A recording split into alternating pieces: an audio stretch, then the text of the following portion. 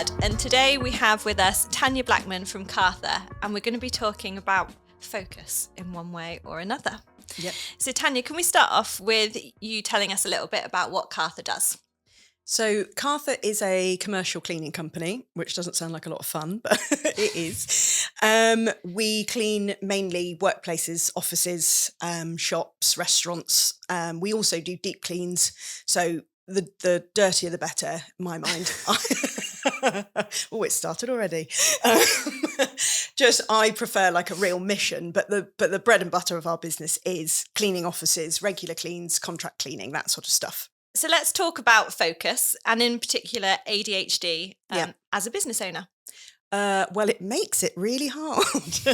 And actually, the thing that I found that does help me are these tablets called Focus, which I take every day. And I think without them, I probably wouldn't manage to do it. Okay. Although when I first started my business, I had no idea I had ADHD. And I've gone through life not knowing why I'm a little bit weird. And I worked it out. I got my diagnosis.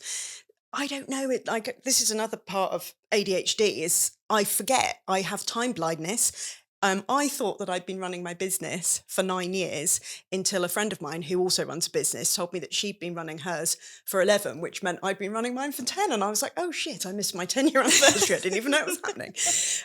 But yeah, it makes it hard, but also, as I was saying earlier, you're 300 times more likely to start your own business if you have ADHD. So there are a lot of us out there all kind of like struggling to keep going.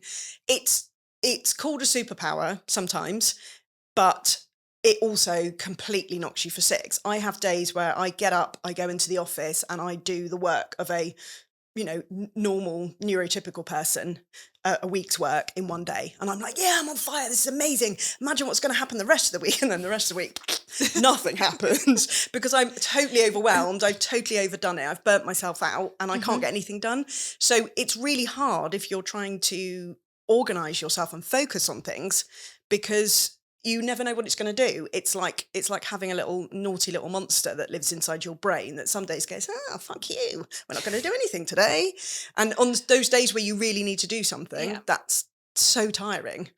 And how difficult is it managing all the hats of a business owner when your interest might be on one thing or you're trying to focus on something else? Yeah, really hard. Well, the thing that I learned, when I first got my diagnosis, I got an amazing ADHD coach and I'm so glad I did. And she cost quite a lot of money, but well worth it because she said to me, she went through a couple of exercises and she worked out that I'm very visual. And so my urge always is to write stuff down and put it on the wall. And I used to think, well, I can't do that because I share an office with people I work with and they're just going to think I'm really weird. Now I don't care. I'm like, I need it on the wall because when I see it and I repeatedly see it, I can stay focused on it and I can get that job done. But another thing that I do as well that seems like madness is I often, when I've got to do a job that my brain doesn't think is very interesting, like invoicing, really important, got to get it done, that type of thing. What I need to do is to have one screen in front of me with the invoicing, and then by the side of me, I've got my Netflix going, and I kind of doing that and that and that. But it's the only way to get my brain to concentrate. On the boring task is to have something that, look, if you do this for 5 minutes, you can watch this for 5 minutes. And it's like trying to tame a child. And it sounds like you've learned lots of techniques along the way. So did you have your diagnosis before you started your business? No. Or has this been during your business journey? It was during. Do you know what? I think I follow lots of people now on Instagram and Facebook who are sort of like, ADHD whatevers, influencers. I don't know what they are. But I think, as with a lot of people, when COVID hit and when lockdown hit, I started looking into different things. The lockdown that was awful for a lot of people was actually really quite pleasurable for me because I had the most time off I'd ever had. And it gave me time to stop and think. And I was reading books about business and thinking, why can't I do things the way other people do? I had this amazing office manager, Stella, for a while, and she was brilliant. She used to write a list and she used to start at the top of the list and she used to work her way through it. She used to tick it off and she used to get to the bottom and she'd be like, I've done my work for the day. And I'd be like, why can't I do that? And I spoke to my brother. I got two brothers. One lives in America and he runs flea markets, lots of different, and food markets over there. So his job is loads of different things all over the place. And I said, how do you stay focused on what you're meant to be doing? And he's like, well, I don't. I just do a bit of that, a bit of that, a bit. And I'm thinking, my God, you look like you've totally got it organised. My younger brother works for a big company in London and also seems totally organised. And I was just thinking, why can't I do this? Why can't I do this? And it then turned out that other members of my family were looking at ADHD. Okay. And I kind of read a list of what the symptoms were. And I'm like, oh, that's it. I got ADHD. Why have I never known about it? And then that was it. I knew as soon as I started reading about it, I'm like, right, I've got it. That's it. So yeah, it was only 3 or so years ago. I can't even remember. I can't remember. But I ended up going, because there's such a long waiting list, which is awful, I think, because there's so many people struggling. I did go privately and I had my diagnosis. And one of the main things that they said to me when I got my diagnosis was that it's really important with somebody with ADHD not to work really long hours and burn yourself out. And I mean, I try so much harder now not to do it. But back in the day, my business is open 7 days a week. I would work 16-hour days. Because you love it, though. Yes. And I think after 11 years, not so much. I think now I have burnt myself out. I am overwhelmed a lot of the time. So I'm learning rapidly that I've got to delegate things, and I've got to work out who's better at doing those jobs than I am, and letting them do them and letting them make their own little mistakes, because I'm such a perfectionist. If I pass something on to someone and they don't do it my way, I'd be like, well, why have you done it like that? Yeah. But I've just got to let it go. They've got their own way of doing it, and if in the end the result's the same, it doesn't matter how they do it. So I'm learning and I'm getting better at that. But I'm off on one now. No, we're still talking about business. It's okay. And, were those first few years prior to you understanding why you were struggling on seeing a list through, on juggling everything, were they the harder business years? Or is it harder once you did know and were thinking, well, okay, this is annoying because I'm never going to be able to do these things? I think in some ways ignorance is bliss. And I had all the excitement of starting my own business at the beginning. And I was just like, go. This is so much fun. And we're going to do this and we're going to do that and we're going to do whatever. And I was 11 years younger. I had more energy and I just wanted to try everything and do everything. But obviously I had got to a stage, which is why I started questioning why I couldn't do all the admin right there and then, why I couldn't deal with all the staff issues right there and then, and why I found things difficult, and why I was coming home feeling either really exhausted or tearful at the end of the day and thinking, why can't I do this? I know I'm not daft. Why are other people seeming to find it much easier? But I think that when you look at other people and you think, oh, they're having a much easier time than me, they're just better at, masking is a thing that particularly women with ADHD do. Yeah. And I think women are really good at pretending everything's okay, because nobody wants to hear you whinge. They're like, oh, no, gosh, listen to her moaning in the corner. They want you to go, oh, yeah, everything's great, thanks. So I think that I hid it for a long time. And it was a massive relief to know there was a reason for it. Yeah. I'm like, oh, my God, I'm not just useless or lazy. I've got this thing that I'm fighting and battling against and trying to say to myself, you've got to do the admin now today. It doesn't make it happen. So I've given up. It's made it easier in some ways, but now it's things like buying all these books about how to manage it, but then not reading them. Kind of doesn't help, but I think there are ways to manage it. The intention's there. Yeah, the intention's there. I think if I sleep with them under my pillow, maybe it'll just all go into one ear and like, oh yeah, look at me, now I know what I'm doing. And talk to me about masking. What's that looked like for you in the past? Well, I think I've always been a bit of a people pleaser. So I think what I would just say, if somebody, would say to me, oh, I need you to do this, and I'd always be, yeah, that's fine, okay. When actually, in business, you have to have your boundaries, and especially with a service business, you have to say, you will be paying this amount of money for this amount of cleaning. You can't just be like, yes, sir, no, sir. So I think my masking was always like, everything's fine. And of course I can do that. Of course I can bend over backwards. Of course I can come in on a Sunday when I've worked every other day of the week and I'm absolutely shattered. And I think also people always say to me, oh, it's nice to see you're always smiling. And I'm thinking, I think that's like a grimace. like driving along and I'm thinking, I'm in a sign written van. Don't show what's really on your mind. So I don't know. I think I come across to other people as being like really happy and loving at everything. And most of the time I'm like, get me out of here. No, not really. But yeah, I think masking is I must have done that the whole of my life. Mm-hmm. And I think probably in my 20s, we were talking about earlier about, lying in the road pretending to be a beetle.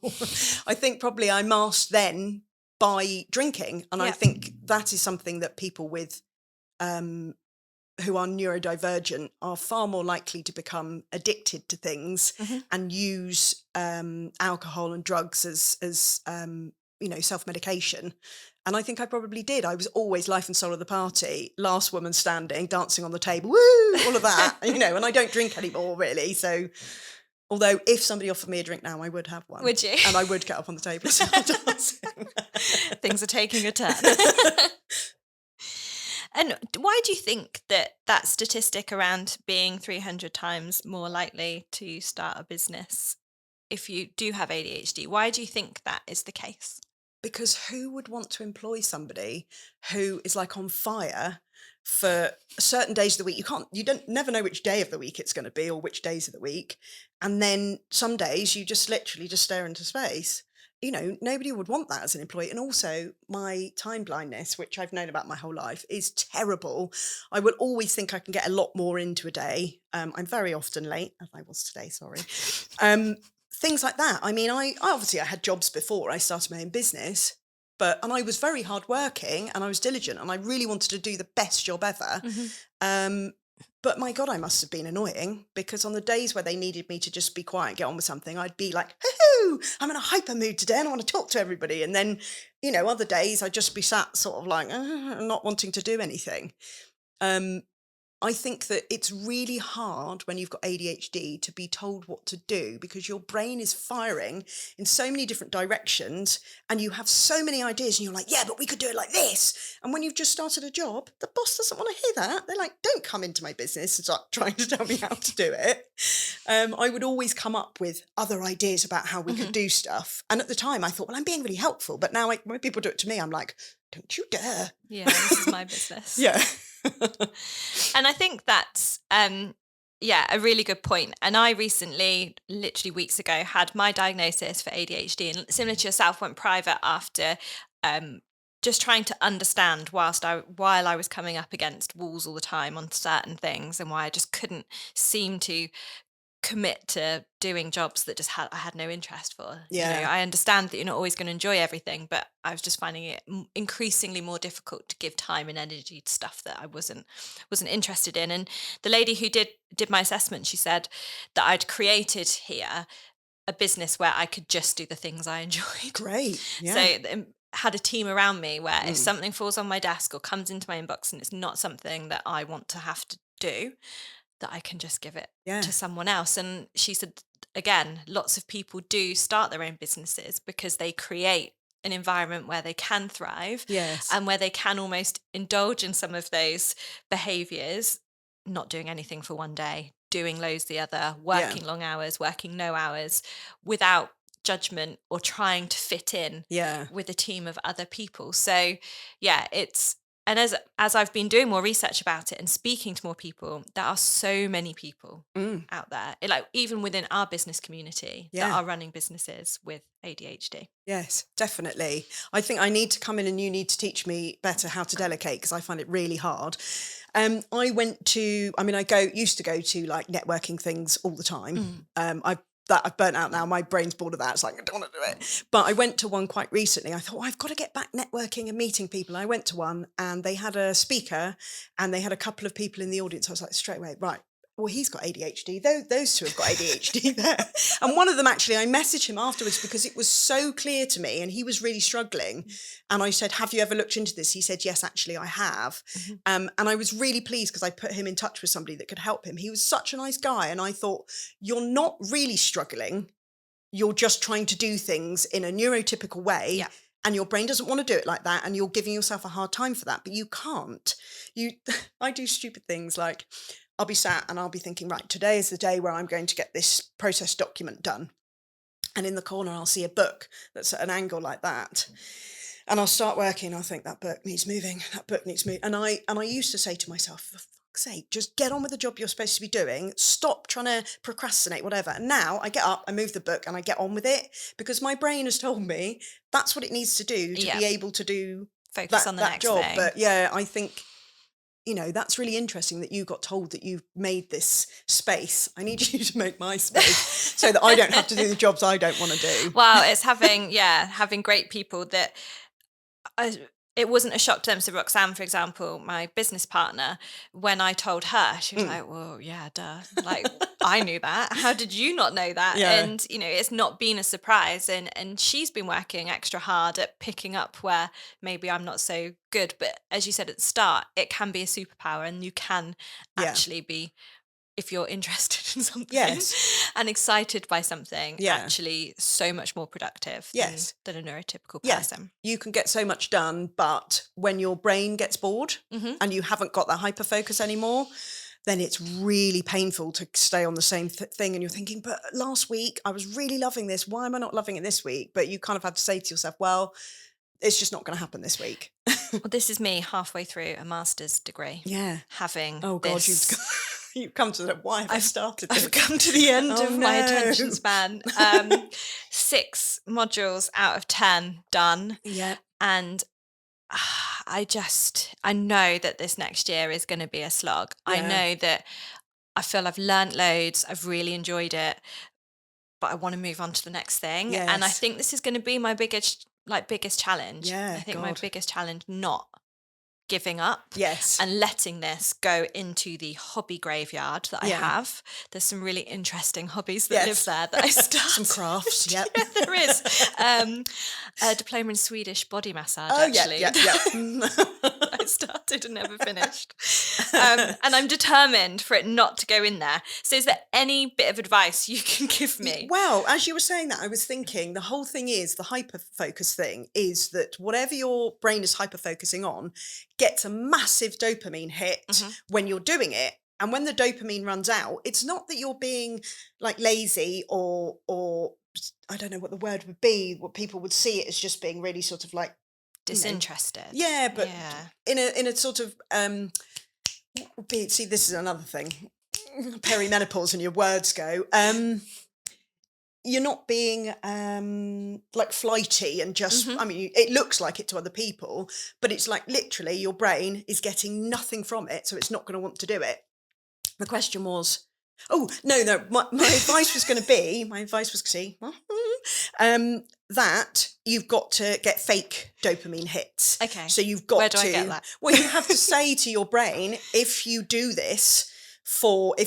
sit down and do this for half an hour, you reward yourself. From my ADHD coach, she recommended a clock. Okay. And it's not a digital, it's an analog clock that ticks. Yeah. And it sort of, you turn it to half an hour and you watch it tick round. Okay. But it's something about the visual thing of watching it go down.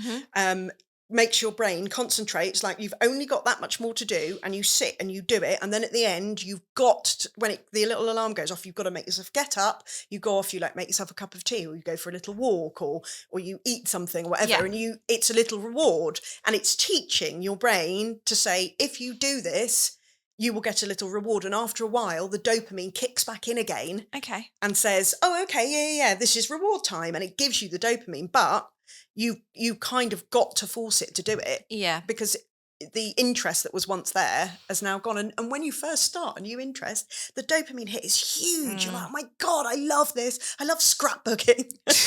I'm going to do it every day for the rest of my life. And then a week later, you've just got piles and piles of shit there, and cut up pictures of things. You're like, what was I on? I'm laughing because Megan, our marketing manager, is sat in the background of this, and I feel that she feels seen with a scrapbook. Scrapbooking. She loves scrapbook. Yeah.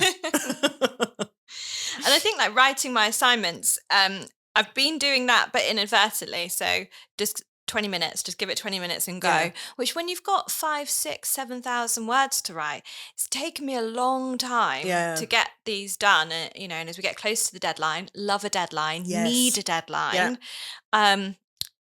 some long hours have been put in to try and get those Yeah. over the line. So When I look back now, all of my A-level dissertations, everything done overnight, the night before. Oh wow, okay. My poor mum was often driving to the post office in Newham, where my office is right next door now, with my dissertation in an envelope ready to go off right at the last minute, because I could never do anything until it was like, if you don't do it now, it's not going to get done. Yeah. And I kind of have to make fake deadlines for myself to get stuff done. I kind of have to say, right, you need to do this piece of work before Danielle comes in on Thursday.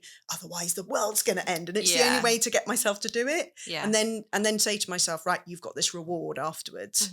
But it doesn't work if you don't give yourself the reward. You think, because once you've got into something, you're in it and you're like, oh, the clock ticks down and it gets to the half an hour and the alarm goes off and you think, no, but I'm doing it now. Yeah. And you have to make yourself get up and have the reward. Okay. But yeah, the clock I found has really worked. That's really interesting. I'm going to give Amazon, little blue clock. Yeah, I will give that a go, because I think that it's trying to remain interested. And you say about deadlines, and I mean, HMRC is a great incentive deadline because they don't care. Massive fine. Oh, okay. Although I will do this. I have had a few HMRC fines as well. Just it's not that you don't want to pay what you owe, and it's not that you don't mean to do it. I even put reminders in my calendar, make sure to pay the VAT and all that. And then something takes over, something happens, takes your focus away, and that's it. Oh, whoops, it's gone, it's gone past the date. I haven't paid it. Shit, here comes the fine. But you'd think that you would learn. You think, oh, right, well, I will learn from that mistake. But it's you haven't done it on purpose. You haven't, your brain has just shut off completely. The lots of people with ADHD forget whole, appointments they're meant to be at, things like that. Oh, you know what we were talking, sorry, my brain's gone somewhere else. No, we were talking about masking. I have to say, when you put your post out about neurodivergency, all you're saying that everybody here and your close friends and family were like, oh yeah, of course. I wouldn't have said so, and I do love to diagnose people. I wouldn't have said so, because to me, you seem, you've got loads of things going on, but you seem totally on top of it all, and like you're managing it all, and there's no kind of like manic sort of like Not running from one thing. Yeah, well, but you do a really good job of it, because I don't think it would show to other people at all. Yeah. And I guess that's from years. I'm nearly 38, so 38 years of learning how to manage that and not let that get the better. And when you're comparing yourself to somebody else that's doing it really well and isn't feeling chaotic, isn't feeling forgetful, that's what you're aiming to be, and that's what you're trying to do. So with every task, you're looking at how someone else has done it and they've done that better, and you're sort of then trying to mold yourself in to them. So I guess masking and trying to look like you've got your shit together. But then I think as well, if you are trying, like I said with my old office manager, I tried to work the way she worked and I couldn't do it, and then I felt stupid. I felt lazy. I thought, my God, how can I not do it that way? And it was only when I spoke to my ADHD coach and she said, well, your brain doesn't work that way. That's not how you're going to do it. The whole thing, people say, well, why don't you write a list? And I'm like, I write 20 lists a day. I write on the list, write a list. Doesn't make any difference. I've got all the coloured pens and all the charts and everything and whatever. The problem is you find something that works for you. Say you have a chart on the wall and you're like, oh my God, this is brilliant. This has kept me organised all week. It's great. The next week, the dopamine hit doesn't come from the chart. There's no point. You have to constantly be finding different ways of doing things and managing it. And I'm sure that's all in these books that I've yet to read. But now I've got them off the bookcase to bring them here, I might read some of them. Yeah. I might read a couple of pages of them this afternoon. Who knows? I go through 3 or 4 diaries a year because I start and I'm like, yes. And then I forget and then I lose it. And then I start another one and then find the diary. And just a sort of chaotic. Yeah. It's a wonder that I don't miss more things. Have you got loads of notebooks? No, I don't anymore because again, similar things happen. I've got so many notebooks that I've written just a few things in the front of and then bought another notebook. And I know that it's not a good thing and I don't need to buy any more notebooks, but if a little notebook takes my fancy when I'm out, I'm like, oh, look, what a lovely notebook. This is the notebook that I'm going to carry with me everywhere. It's going to change my whole life. So many notebooks. And then I'm also a hoarder, so I never throw anything away. So I've got hundreds of beautiful notebooks. My mum used to sell them in her shop as well. So she used to give them to me for free. So I used to go in and she used to say, would you like a notebook? And I'd be like, well, can't choose between these three, Mum. And she'd go, oh, go on then, have all three of them. So enabling. Yeah, she is definitely an enabler. Definitely. Well, it runs in families, ADHD and neurodiversity. And lots of my family have now been diagnosed as well. But now when I look back on it, I'm like, oh my God, we're all so weird. But I didn't, because it's your family as well. You don't know it's weird. You just think, oh yeah, this is perfectly normal. I think if my brother was watching this, and I have yet to have the conversation with him, really? He absolutely will be going, oh God. Is it just you and your brother? No, we have a sister as well. But me and my brother are very, very similar. Yeah. So yeah, I think he's, absolutely going to do that thing where he diagnose other people and tell him. Oh, it's so much fun. So much fun. When I look around at all of my friend group and I thought, well, definitely you. And I mean, all slightly differently because autism and ADHD are quite linked and lots of people have both. Yeah. But yeah, all of my friend group. Which is why, again, I thought I wasn't that weird as a teenager because all of my friends were weird as well. And surrounding in a yourself, good way. Or enjoying spending time with people that are who get you. yourself. Neurodivergent people get each other straight away. So you can have a conversation with somebody. You don't need to do the small talk of like, oh, hi, how are you? All of that sort of stuff. Because you can go straight into the deeper stuff. Whereas I think with neurotypical people, they're like, why the hell are you asking me about that? That's really personal. And that's another thing I've learned about myself. Don't ask the crazy questions that are in your head. Just try and act like a normal person until you understand whether this person is also weird. Then you can be weird with them. It's a safe space. Yeah. What do you think would help business owners that are neurodiverse in being able to be better at running their businesses? What do you think we need to change? What do you think needs to happen? I think you've started it with this. You doing a 4-day working week. I think that would help in a profession where you normally would do 9 to 5, Monday to Friday. I think a 4-day working week could work brilliantly for neurodiverse people. Because you've got more time off, you've got more time to get over the overwhelm, calm yourself down. It doesn't work in businesses like mine because we're open all the time. Yeah. But I think I think working life is becoming more flexible. I think that will really help neurodiverse people, just simply because there are some days where you could go to work, you want to work, you don't want to be letting anyone down, whatever, but you could go to work and get absolutely nothing done because your brain just isn't. I call them custard days, where just nothing is getting through and I can't get on top of anything. And I've learnt much better now to say, right, today's a custard day.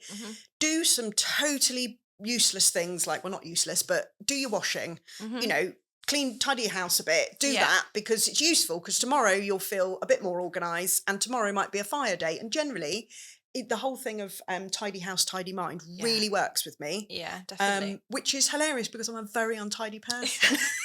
Same. And people always say to me, oh, Tanya, your house must be spotless. And I'm like, no, it's not at all. It doesn't matter that cleaning is my job. I can do it for other people because that is a job. For my own home, it's quite chaotic quite a lot of the time because I'm always running off. I'm always late. I'm always thinking, oh, yeah, I could just do that quickly or whatever. So thinking about, I think as people get more understanding of the fact that neurodiversity, ADHD and autism doesn't mean that you're incapable. Sometimes it really can mean a superpower. And if you, as an employer, can work with that and be like, right, you tell me when you're ready to do this piece of work, it needs to be done by this date. Give them deadlines, but it needs to be done by this date. Can you do that? I think if there's more understanding, people can be more supportive. But I think also people who have got their diagnosis need to be just kind to themselves and say it's okay. This isn't, you're not doing it on purpose. You're not trying to be difficult. You're not trying not to do the job. Do it tomorrow if you want to do it tomorrow. But yeah, it's really hard. I think there are lots of people out there struggling with it. I think Yeah. it will get better.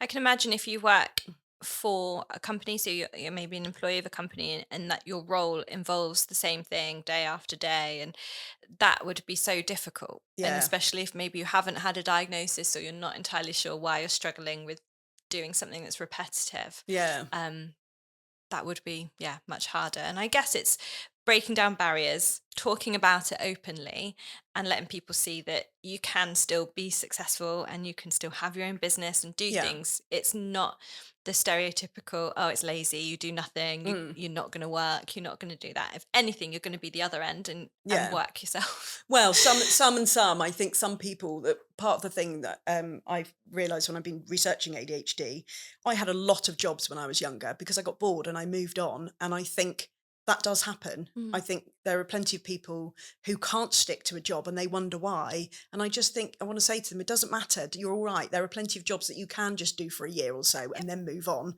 and just learn what you learn from them. Don't give yourself a hard time. Don't let it get to the point where you hate the job, because then you are going to be not a particularly great employee. If you move on when you think, okay, I've learned all I can from this job. I Hmm. mean, it's annoying as an employer because you just want everyone to stay and be wonderful for the rest of their days. But there are so many people out there that it only interests them for a certain while Yeah. and then move on. But also the funny thing I find with cleaning is that there are lots of actual repetitive things that you do, as in repetitive movements and hoovering and Hmm. things like that. That really frees my brain up Hmm. to think, and I have all my best thoughts whilst hoovering and filling in. When I fill in for people and I go and clean Yeah. now, I've learnt to take my phone out and do voice notes to Hmm. myself, because all of my thoughts come like crazy, because I don't know what it is, just the repetitive movement is giving your brain enough to think about that it can focus on one Yeah. thing, and then it'll say to me, you've got to remember to do this and this. And I used to think, oh, I'll write that down when I get home, and I never would. And then it's only quite recently I've worked out, oh yeah, I can put a voice note on my phone.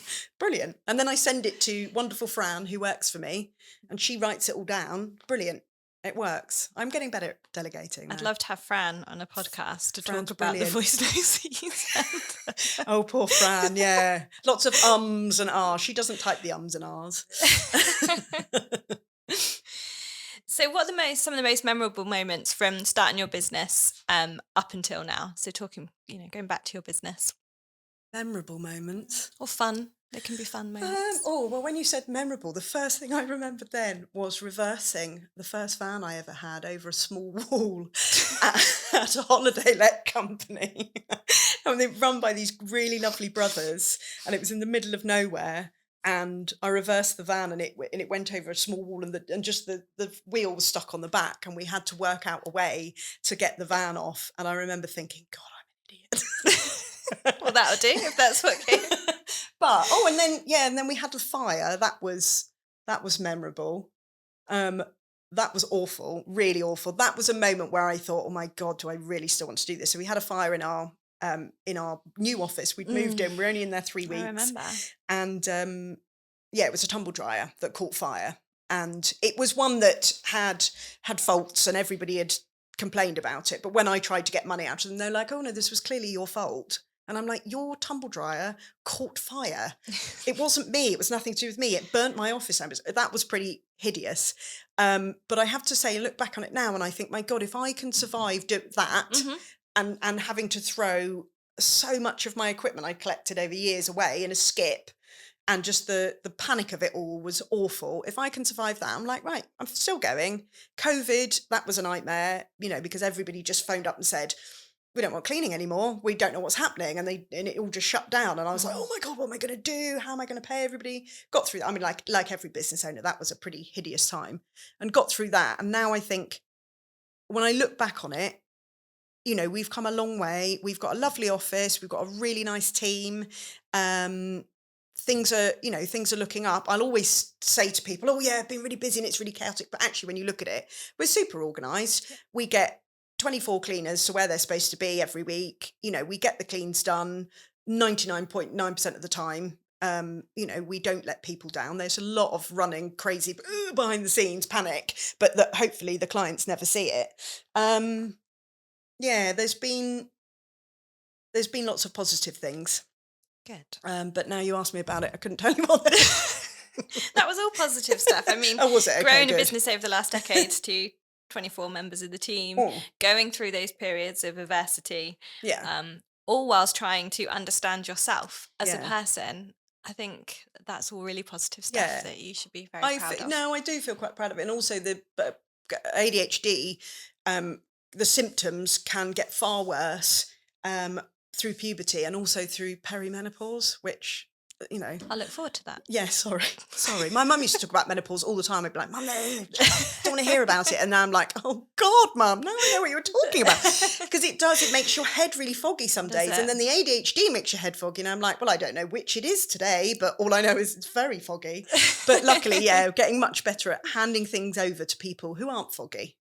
Yeah. Delegation is key, I think. Realizing when you're not having a good day or a productive day or a task that you are just not interested in. Yeah. Well, just get someone else to do it. I'm really lucky that still I'll go out on deep cleans and I still absolutely love doing that.